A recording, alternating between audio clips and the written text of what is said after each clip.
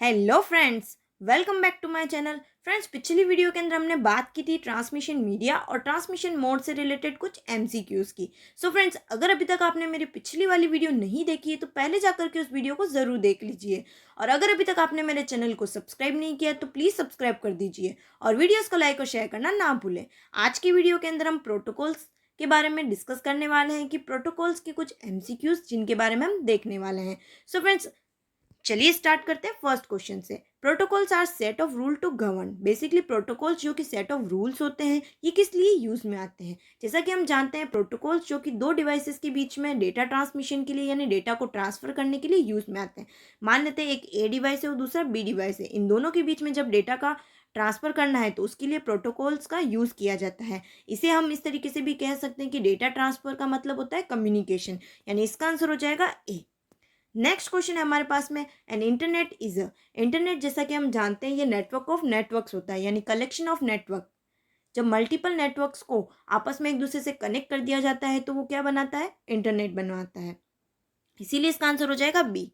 Next question है हमारे पास में, checksum is used in internet by several protocols although not at the which layer. इनमें से कौन सी ऐसी लेयर होती है जिसके अंदर हम चेकसम का यूज़ नहीं करते हैं? बेसिकली डेटा लिंक लेयर जो होती है उसके अंदर चेकसम का यूज़ नहीं किया जाता है, तो इसका आंसर हो जाएगा डी। नेक्स्ट क्वेश्चन है हमारे पास में, network layer at source is responsible for creating a packet from data coming from another dash dash dash. तो इसका आंसर हो जाएगा डी, यानी कि प्रोटोकॉल। बेसिकली नेटवर्क लेयर जिसके अंदर डेटा को एज अ पैकेट्स की फॉर्म के अंदर ट्रांसमिट किया जाता है और इसके अंदर डिफरेंट टाइप के प्रोटोकॉल्स का भी यूज़ किया जाता है, तो इसका आंसर हो जाएगा डी। नेक्स्ट क्वेश्चन है हमारे पास में, which protocol is commonly use to retrieve email from a mail server. इनमें से कौन सा ऐसा प्रोटोकॉल है जो मेल सर्वर से ईमेल को रिट्राइव करने के लिए यूज में आता है? जैसा कि हम जानते हैं आई मैप जो कि मेल सर्वर से ईमेल को रिट्राइव करने के लिए यूज में आता है, तो इसका आंसर हो जाएगा बी। नेक्स्ट क्वेश्चन है हमारे पास में, which protocol is commonly use to send email to mail server. इनमें से कौन सा ऐसा प्रोटोकॉल होता है जो कि मेल सर्वर के ऊपर ईमेल को सेंड करने के लिए यूज में आता है? जैसा कि हम जानते हैं एसएमटीपी, जिसे कि हम कहते हैं सिंपल मेल ट्रांसफर प्रोटोकॉल। ये ईमेल को मेल सर्वर पर सेंड करने के लिए यूज में आता है। बेसिकली ये एक टाइप का ईमेल प्रोटोकॉल होता है जो कि मेल को सेंड करता है, इसीलिए इसका आंसर हो जाएगा सी। नेक्स्ट क्वेश्चन है हमारे पास में, डीएनएस स्टैंड फॉर। डीएनएस जिसे कि हम कहते हैं domain name system. Basically domain name system या फिर डोमेन नेम सर्वर होता क्या है? जैसा कि हम देखते हैं www.gmail.com, yahoo.com, तो उनके पीछे जो .com होता है या .in होता है, .edu होता है, तो इन सभी को हम कहते हैं डोमेन नेम्स। इन डोमेन नेम सिस्टम का यूज़ करते हैं जब हम डालते हैं www.gmail.com, तो ब्राउज़र के थ्रू उस पर्टिकुलर साइट के लिए रिक्वेस्ट की जाती है और जो भी डेटा उससे रिलेटेड होता है वो सर्वर एज अ रेस्पॉन्स की तरह दे देता है, यानी इसका आंसर हो जाएगा सी।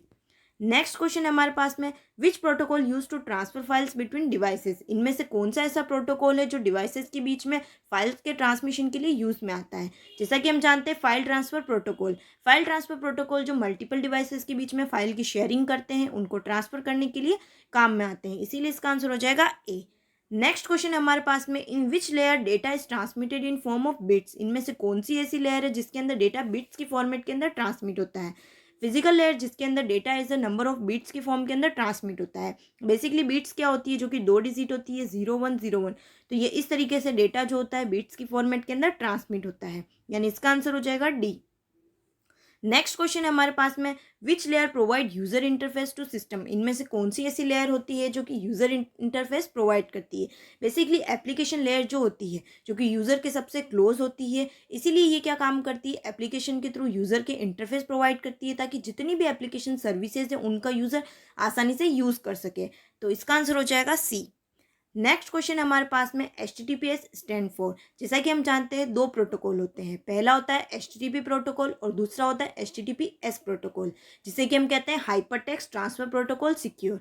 ये HTTPS HTTP के मुकाबले ज़्यादा सिक्योर होता है क्योंकि इसके अंदर डेटा जो है वो ऑथेंटिकेट होकर के पहुंचता है, यानी इसका आंसर हो जाएगा बी।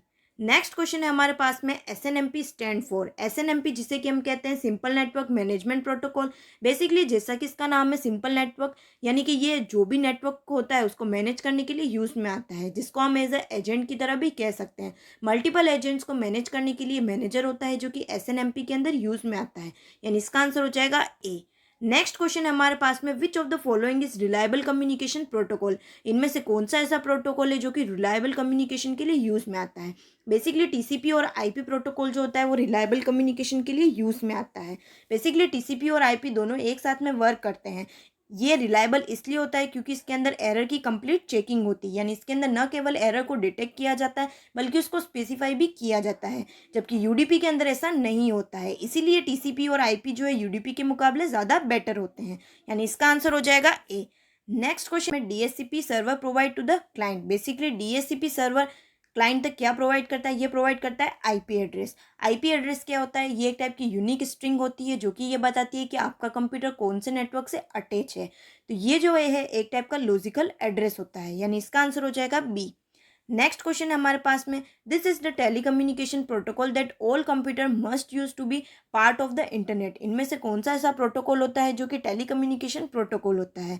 जैसा कि हम जानते हैं इंटरनेट प्रोटोकॉल, जिसे कि हम कहते हैं आईपी, जो कि एक तरीके से क्या होता है, टेलीकम्युनिकेशन प्रोटोकॉल होता है जो कि इंटरनेट के पार्ट की तरह यूज में आता है, यानी इसका आंसर हो जाएगा ए। नेक्स्ट क्वेश्चन है हमारे पास में, how many layers in TCP और आईपी मॉडल। बेसिकली हम जानते हैं टीसीपी आईपी मॉडल के अंदर 4 लेयर्स होती है।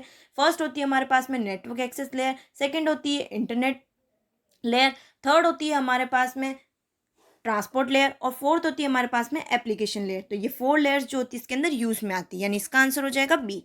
नेक्स्ट क्वेश्चन है हमारे पास में, टेलनेट यूज फॉर। टेलनेट क्या काम करता है, ये टेलीकम्युनिकेशन नेटवर्क भी कहलाता है। बेसिकली टेलीकम्युनिकेशन नेटवर्क के अंदर क्या होता है कि आप एक कंप्यूटर से दूसरे कंप्यूटर के अंदर रिमोट लॉगिन कर सकते हो, यानी उसको इजीली एक्सेस कर सकते हो जब आपको वो कनेक्टिविटी जो है प्रोवाइड कर दी जाती है। तो इसका आंसर हो जाएगा ए। नेक्स्ट क्वेश्चन है हमारे पास में, एसएनएमपी यूज फॉर। एसएनएमपी जिसे हम कहते हैं सिंपल नेटवर्क मैनेजमेंट प्रोटोकॉल, ये किस लिए यूज में आता है। ये नेटवर्क को मॉनिटर करने के लिए यूज में आता है, ये नेटवर्क फॉल्ट्स को डिटेक्ट करता है, यानी ऑल टोटली हम इसको इस तरीके से बोले तो ये नेटवर्क मैनेजमेंट के लिए यूज में आता है, यानी इसका आंसर हो जाएगा ए।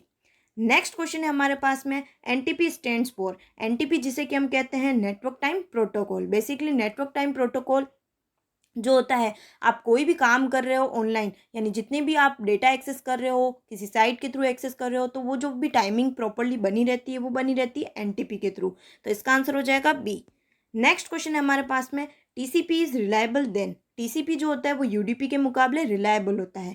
क्यों होता है, क्योंकि टीसीपी के अंदर न केवल एरर को डिटेक्ट किया जाता है बल्कि उसके साथ साथ में उसको स्पेसिफाई भी किया जाता है, जबकि यूडीपी के अंदर सिर्फ उसको डिटेक्ट ही किया जाता है, प्रॉपर तरीके से स्पेसिफाई नहीं किया जाता है। इसीलिए टीसीपी जो है वो यूडीपी के मुकाबले कम्युनिकेशन के अंदर बेटर होती है, यानी इसका आंसर हो जाएगा सी। सो फ्रेंड्स, ये बात थी हमारे पास में कुछ इंपॉर्टेंट एमसीक्यूज की जो आपके एग्जाम के पर्पज से बहुत ही ज़्यादा इंपॉर्टेंट है। इनको आप अच्छे से समझ लीजिए और इनको अच्छे से याद रखिए। सो फ्रेंड्स, आज के लिए यहीं तक। अगर अभी तक आपने मेरे चैनल को सब्सक्राइब नहीं किया तो प्लीज़ सब्सक्राइब कर दीजिए और वीडियोज़ को लाइक और शेयर करना ना भूलें। Thank you.